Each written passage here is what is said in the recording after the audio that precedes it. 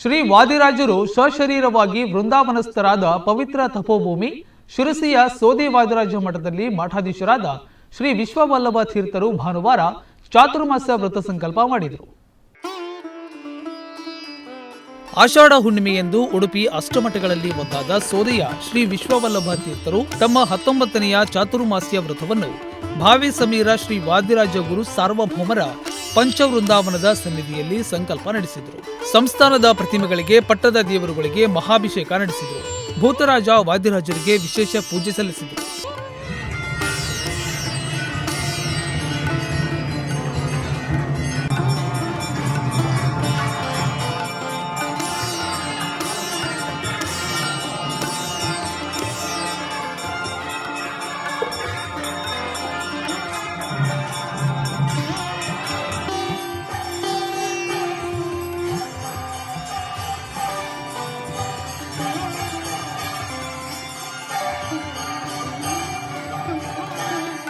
ಈ ವೇಳೆ ಉಡುಪಿ, ಕುಂದಾಪುರ, ಹುಬ್ಬಳ್ಳಿ, ಧಾರವಾಡ, ಬೆಂಗಳೂರು, ಪುನಾ, ದೆಹಲಿ ಮೊದಲಾದ ಭಾಗಗಳಿಂದ ಅಪಾರ ಭಕ್ತರು ಆಗಮಿಸಿದರು.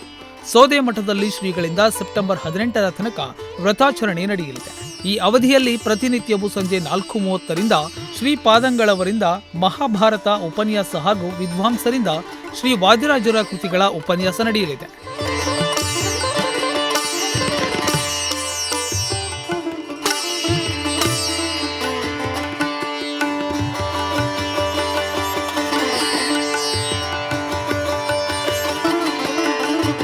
ಗಾಯತ್ರಿ ಹೆಗಡೆ, ನುಡಿಸಿರಿ ನ್ಯೂಸ್, ಸಿರಸಿ.